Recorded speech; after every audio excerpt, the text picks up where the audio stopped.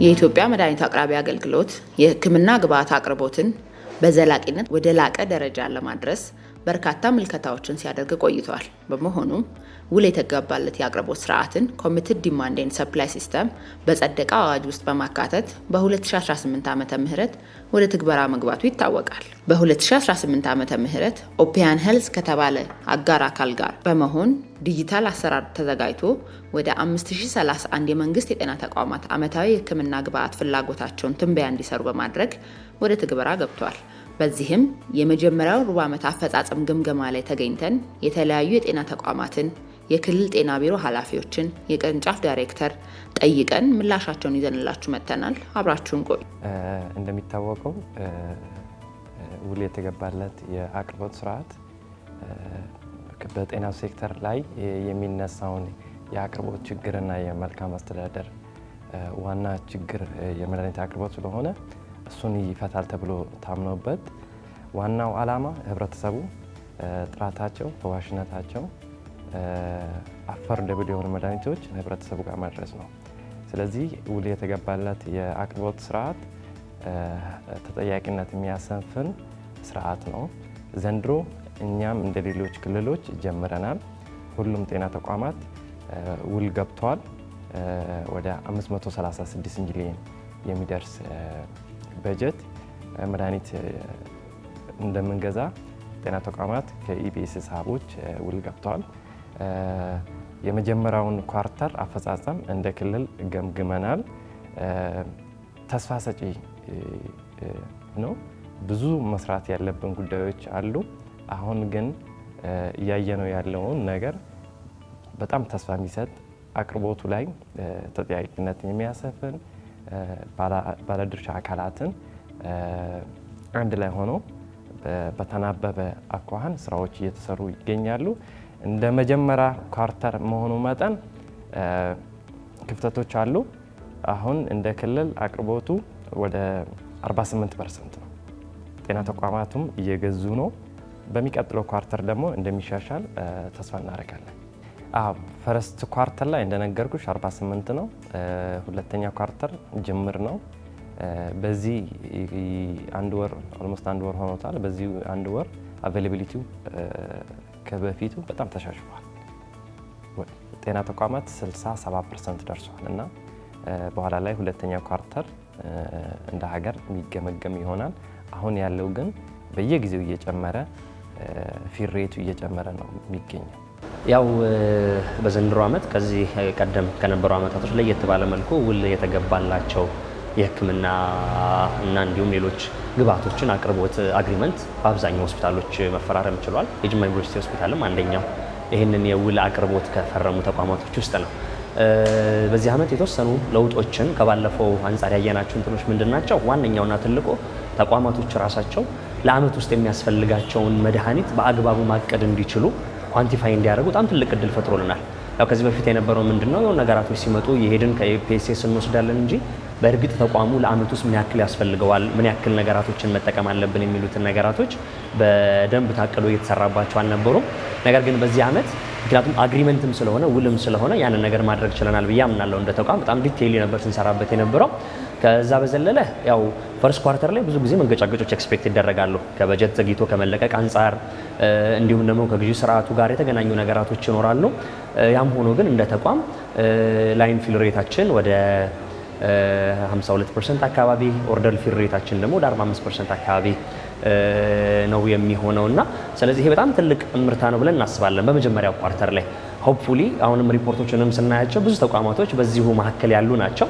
ስለዚህ ይሄ ደግሞ ለሚቀጥሉት ኳርተሮችና በሚቀጥሉት ጊዜያቶች የበለጠ ይሻሻላል ብለን ነው የምናምነው። አሁን በዚህ በሁለተኛ ኳርተር ላይ ኢቭን ባለፈው ሳምንትና 2 ሳምንታቶች ውስጥ በደንብ ብዙ የተቀበልናቸው ፕሮዳክቶች አሉ፣ የወሰድናቸው ምርቶች አሉ ከኢፒኤስኤስ የወጡ እንትኖችን አይ ቲንክ ኢቭን ዛሬም ትላንትናም ወደ ተቋማችን እየገቡ ያሉ በዛ ያሉ ፕሮዳክቶች አሉ። ስለዚህ ማለት ምንድነው ከፈርስት ኳርተሩም የተሻለ አቅርቦቶች እንዳሉ ነው። በእኛም በኩል ደግሞ በተቋምም በኩል ደግሞ ምክንያቱም ሰርቭ የምናደርገው ኮሚኒቲ በጣም ሰፊ ነው፣ ዲማንዳችንም ትልቅ ነው። ያም ከመሆኑ አንጻር በምንችለው መጠን እየወሰድን እንገኛለን። ስለዚህ ሰብሲኩዌንትሊ በሚኖሩን ሁለተኛውና ሶስተኛ ኳርተር ላይ ደግሞ በብዛት ነገራቶችን አሻሽለን እንቀጥላለን። በተለይ ደግሞ በመጪው ዓመት ከዚህ ትምህርት ወስደን ብዙ ነገራቶችን እንድናሻሽል ተስፋ አደርጋለሁ።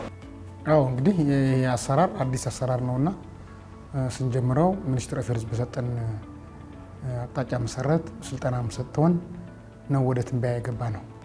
የተለመደው ትንበያ ነበረ ፎርካስቲንግ የሚባል ማለት በየአመቱ የሚደረግ ነው ትንበያው። ይሄ ግን ለየት የሚለው ኮሚትድ ዲማንድ ነው የሚለው ውል የተገባለት ነው። በሁለቱ አካላት ሚኒስትሪ ኦፍ ሄልዝ እንደ ሶስተኛ ወገን ሆኖ ተፈራርመን የምንገባበት አሰራር ነውና ለየት ያለ አሰራርና አዲስ አሰራር ነው። እንደዚህ እንደመሆኑ መጠን ስንተነበየው እንግዲህ የተነበየው ብር አማውንት በጣም ብዙ ነው። በጣም ብዙ ብር ነው የሚያስፈልገን። ደግሞ ከተተነበየ በኋላ በላይ ነው የምንፈልገው። ግን ውል እየገባን ስለሆነ በጀቱ ተገማች ስለሆነ በየአመቱ የሚመደብልን የበጀት አማውንት ተገማች ነው ይታወቃልና ከሱ አንጻር የተነበየው ነው እየጠየቅን ያለው እንደመጠየቅ። የተመደበው በጀት ግን ያው የሚገናኝ አይደለምና እንግዲህ በጠየቅነው ልክ እያቀረብልን ለማለት እንኳን ያስቸግራል። ግን ካለፈው ጊዜ ስናነጻጽረው ግን አቅርቦቱ ትንሽ ጨምረዋል ማለት ነው።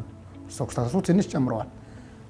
ውል ነውና እንግዲህ በጠየቅነው መሰረት ግን እስካሁን ያው የመጀመሪያ ኳርተር አልቀዋልና እስካሁን ስቶክ አውት የሆኑ አይተሞች አሉ። እንደዛ ሲባል ግን ይሄ ስቶክ ስታተሱ ግን ትንሽ ከፍ ብለዋል። ካለፈው አምና ስናጻጽረው ከፍ ያለ ስቶክ ስታተስ አለው ኢፒፒኤስ።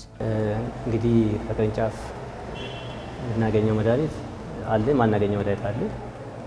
በአጠቃላይ ምንድነው ከሲዲኤስኤስ በኋላ ጥሩ ፕሮግሬሶች አሉ።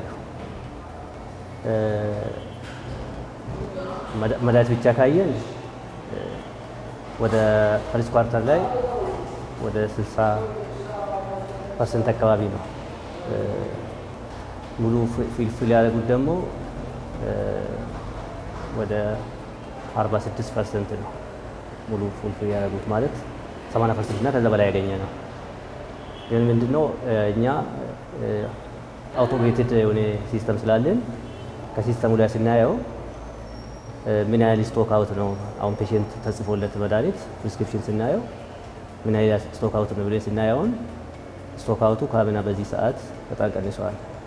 አምና በዚህ ሰዓት 50% ውስጥ ነበር አቬላቢሊቲው፣ አሁን ግን ወደ 78 ነው። ወደ 30% አካባቢ ለውጦች አሉ። ስለዚህ በሲዲኤስኤስ በአንደኛ ኳርተር ያላገኛቸው መድኃኒቶች አሉ። ለምሳሌ ላይፍ ሴቪንግ የሆኑት አድሬናሊን፣ ዴክስትሮ 40%፣ ፖታሽየም ክሎራይድ እንዲህ ላይፍ ሴቪንግ የሆኑ መድኃኒቶችን እያገኘን አልነበረ። አሁን በሁለተኛ ኳርተር እሱን አግኝተናል። ስለዚህ በፊት ያላገኘን በአንደኛ ኳርተር የመጡ መድኃኒቶች አሁን አሉ። ፕሮሚስ የተደረጉም አሉ እንግዲህ ይመጣሉ ተብሎ። ስለዚህ ብዙ ስቶክ አውቶችን ቢኖሩ ከአምና ጋር ስናነጻጽረው አሁን ጥሩ ሁኔታ ላይ ነው ያየነው። ስለዚህ አሁን ከመጀመሪያ ኳርተር ሁለተኛ ኳርተር ይሻላል አቬላቢሊቲው። መጀመሪያ ኳርተር ላይ በፕሪስክሪፕሽን ስናየው ወደ 75 አካባቢ ነበር። አሁን ወደ 80 እየሄደ 78 ደርሷል። እንግዲህ ከመጨረሻ ኳርተር 80 ይገባል ብለን እንገምታለን። ስለዚህ የተሻለ አቅርቦት እንዳለ ነው የምንገምተው ነው ማለት ነው።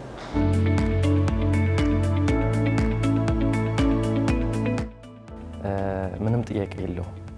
እኛ እንደ ክልል ውል የተገባለት የአቅርቦት ስርዓት እንደ ትልቅ ነገር ነው የምናየው። የአቅርቦቱን ሰንሰለት ደግሞ የተሻለ ነው የሚያደርገው። ይህንን ያልኩበት ዋነኛው ምክንያት ተጠያቂነትን ያሰፋናል። በሁለቱ ተዋዋዮች ወገን በጤና ተቋምም በኢፒኤስኤስም ሁለት ኃላፊነት ይዞ ነው የሚሄዱት።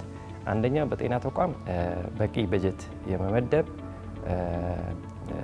ፍላጎታቸውን የመተመን፣ በሌላ በኩል ደግሞ የኢትዮጵያ መድኃኒት አቅራቢ አገልግሎት ጤና ተቋም የተመነውና በጀት የመደበለትን መድኃኒት እንዲያመጣ ነው እና በሁለቱ ተቋማትና በሁለቱ ተዋዋይ ወገኖች ተጠያቂነት እንዲሰፍንና ተናበው እንዲሰሩ የሚያደርግ ስርዓት ነው እና አሁን እንዳልኩሽ ጅምር ነው፣ ግን ወደፊት ያለውን ክፍተቶችን በማየት አቅርቦቱን እንደሚያሻሽል ባለሙሉ ተስፋ አለ።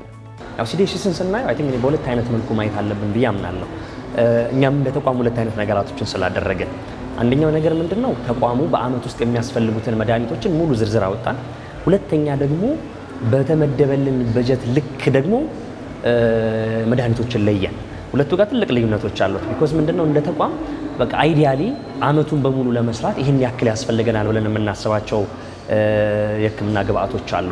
ከዛ ሲቀጥል ደግሞ ምንድነው አመት ውስጥ የሚመደብልን በጀት ደግሞ አለ። ስለዚህ ያንን ማጣጣም ትንሽ ዲፊካልት ነበር ለኛ ማለት ነው። ስለዚህ ሁለቱንም ሞዳሊቲዎች ነው የሰራነው። ስለዚህ ይሄኛው ምንድነው አንደኛ ከኢፒኤስኤስ ኤክስፔክት የምናደርጋቸው እንትኖች ምንድናቸው? መድኃኒቶችን በአግባቡ መቅረብ እንዳልኩት የመጀመሪያው ኳርተር ላይ ኤክስፔክት የምናደርጋቸው እንትኖች አሉ። አይ ቲንክ ከዛ በደንብ ተምረን የምናሻሽላቸው ናቸው። ስለዚህ እኛም እንደ ተቋም የምንጠቀመው ምንድነው ፕላን ባደረግነው ባቀድነው ልክ እንድንሄድ ያደርገናል። ኢፒኤስኤስም ደግሞ ሀገሪቱ ውስጥ ያለው ዲማንድ ምን ይመስላል የሚለውን ነገር እንዲያይ ያደርገዋል። ምክንያቱም ከዚህ በፊት የነበረው ምንድነው አንዳንድ ቦታ ላይ መገኘት ያለባቸው መድኃኒቶች ያልተገቡ ቦታዎች ላይ ሲሰጡ የነበሩበት ሁኔታ አለ። ተቋማቶች ሳያቅዱ አካባቢው ላይ ምን አለ የሚለው ነገር ሳይጠና ማለት ነው።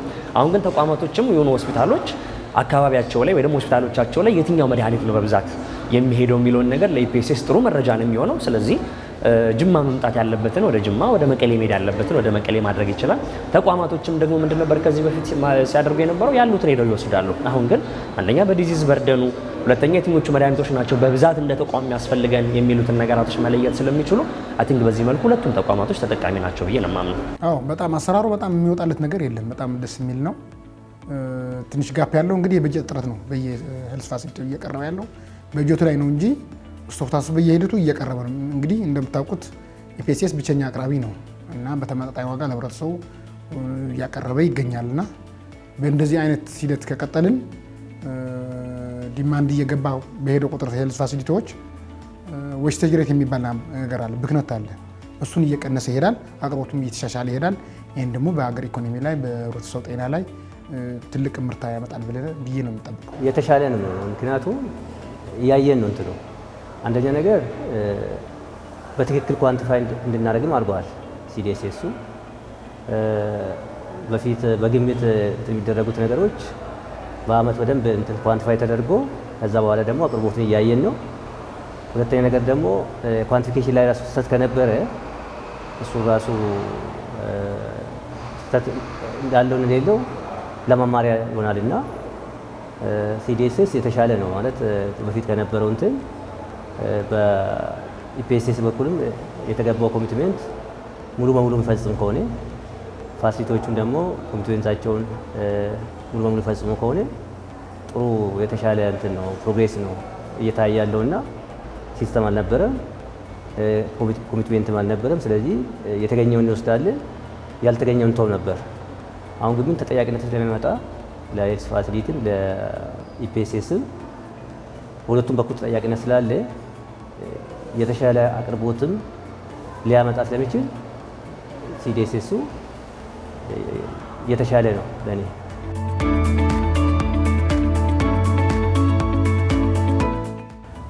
ያው ሲዲኤስኤስ በተመለከተ እንግዲህ የመጀመሪያ ሩብ ዓመት አፈጻጸማችን የተሻለ ነው ብለን ነው የምናምነው። ምክንያቱም እንደ ሪጅን የሰራናቸው ስራዎች አሉ። የመጀመሪያው አዌርነስ እንደ ሀገር ሲሰጥ አብረን ከሁሉም ፋሲሊቲ ከጤና ቢሮ ማኔጅመንትም ጋር ሆነን የሰራነው አዌርነስ አለ። ከዛ ሲቀጥል ደግሞ ኮሚትመንት እንዲገቡም ፋሲሊቲዎች ከጤና ቢሮ በኩል በነበረው ከዛም ጭምር በሁለት ቀን ውስጥ ሁሉም በሲስተም ላይ ኮሚት አድርገው እንዲጨርሱ የነበረው ጠንካራ የጤና ቢሮም ድጋፍ ስለነበረ እሱም በስኬት ነው ያለቀው።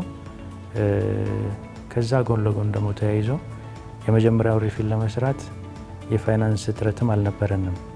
የጤና ቢሮ ቅድመ ክፍያም ያስገባልን ስለነበረ ጤና ተቋማት ደግሞ በራሳቸውም የውስጥ በጀት ጭምር እየመጡ መግዛት የቻሉበት ሂደትም ስለነበር አፈጻጸማችን የመጀመሪያ ሩብ ዓመት ላይ በጣም ጥሩ ነው።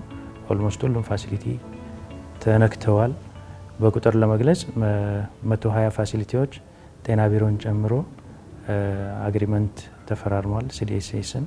ስለዚህ ኮሚት ብቻ ማድረግ አይደለም ሰብሚትም አድርገዋል። ኦልሞስት ሁሉም የተወሰኑ የኢረር ያላቸው ባክ የመለስናቸው ካልሆነ በስተቀር ሙሉን ሰብሚት እንዳደረጉ ነው እኛም ሪከርድ ያደረግነው።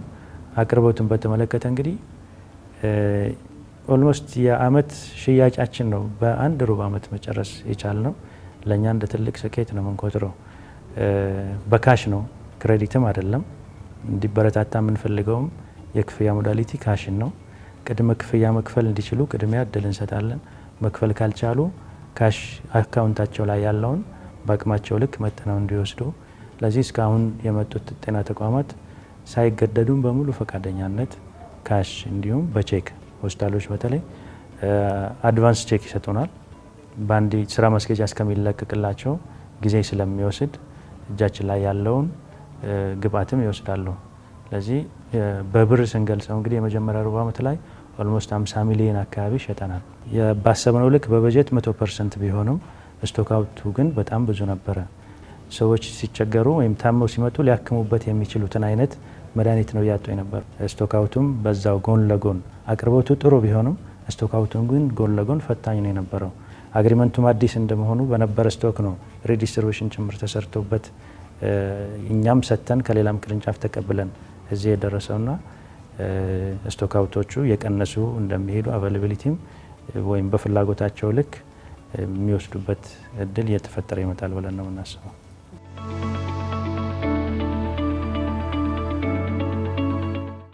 እንግዲህ ያለው ኮሚኒኬሽን ሁለት ነገር ጎን ለጎን አብረን እናስኬዳለን። ጤና ተቋማቱ በራሳቸው ሲመጡ ያሉትን ባለሙያዎች አሳይን አድርገን እንዲያስተናግዷቸው ነው የምናደርገው። አንመልሳቸው፣ ምክንያቱም ከርቀት ካለ ቦታ ነው የሚመጡት። ትራንስፖርትም ይቸገራሉ።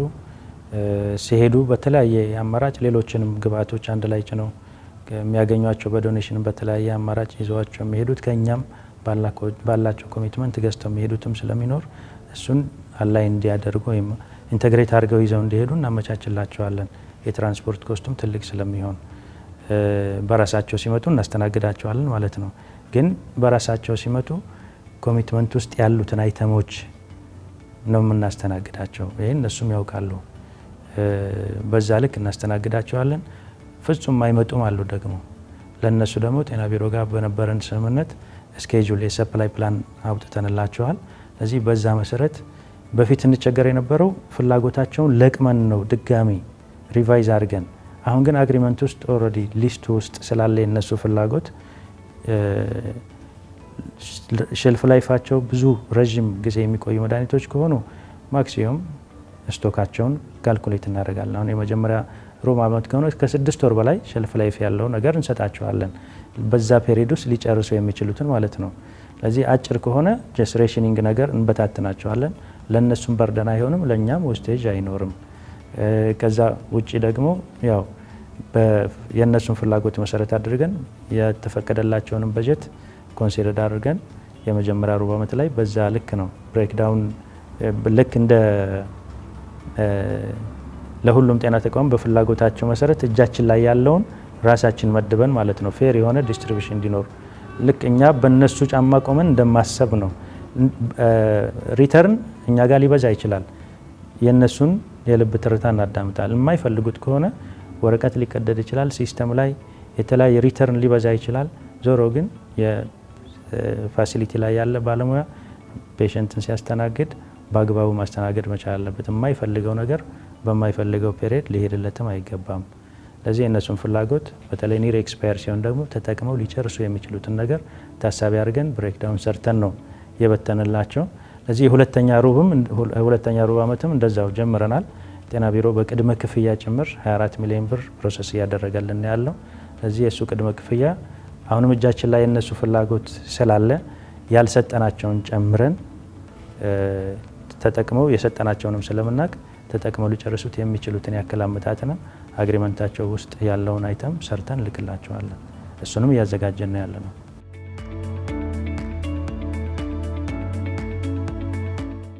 ውል የተገባለት የአቅርቦት ስርዓት አሁን አዲስ ኢኒሼቲቭ ነው፣ አዲስ ጅምር ነው፣ አዲስ ተስፋ የሚሰጥ ኢኒሼቲቭ ነው።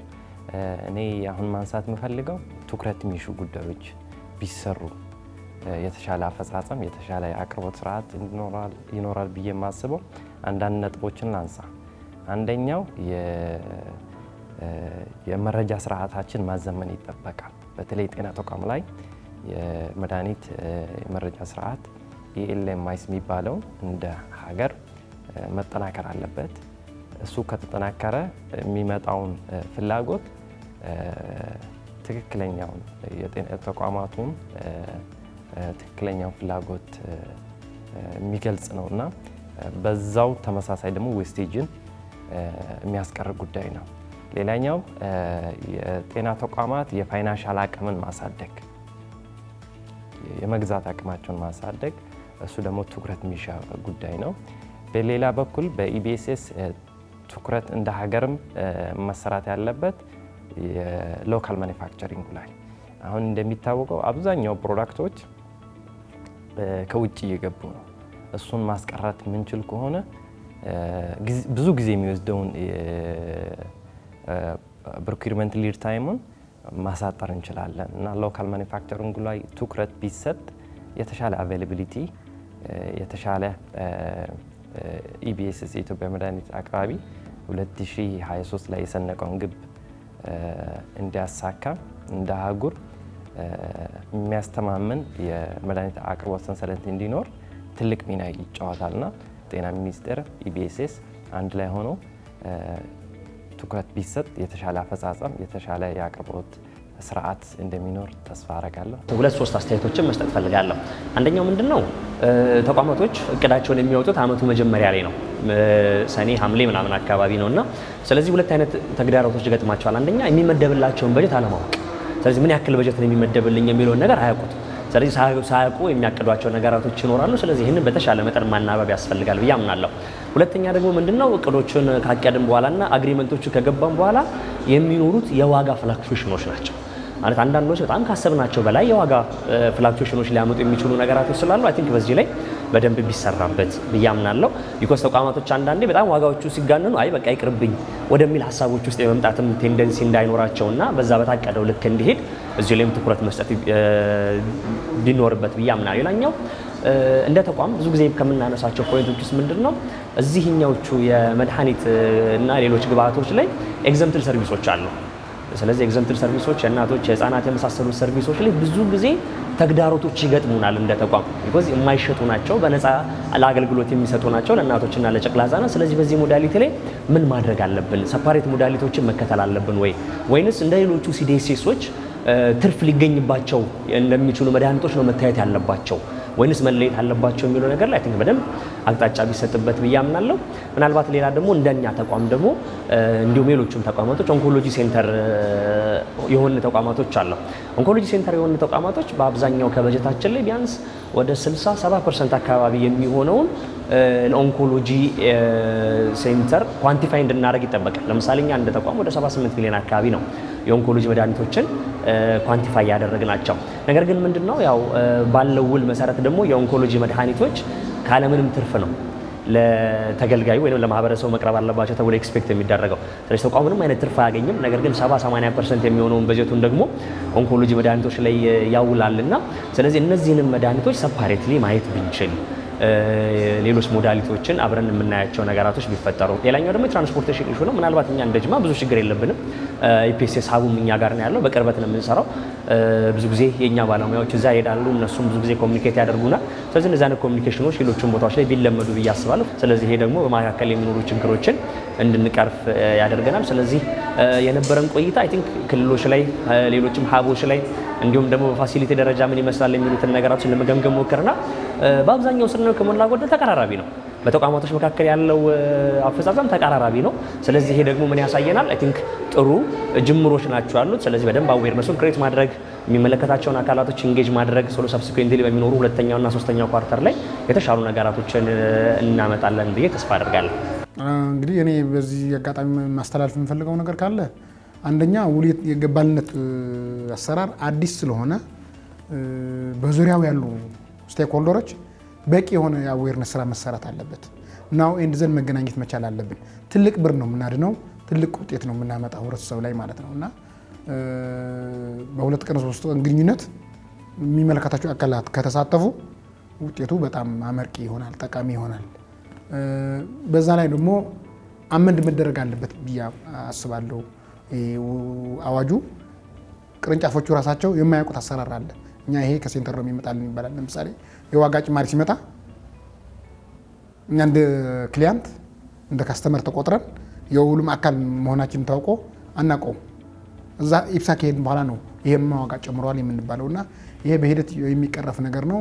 አንዳንዱ ቴክኒካሎች ኢሮሮች አሉ፣ የሲስተም ያለ መግባባት አለ። እሱን ከተቀረፈ ያው ሚኒስትር ፌሊዝም በሪሶርስ ሞቢላይዝን በማድረግ በጀት ላይ ትኩረት ቢሰጥ የተመደበው በጀት እና ፎርካስት የተደረገውን ነገር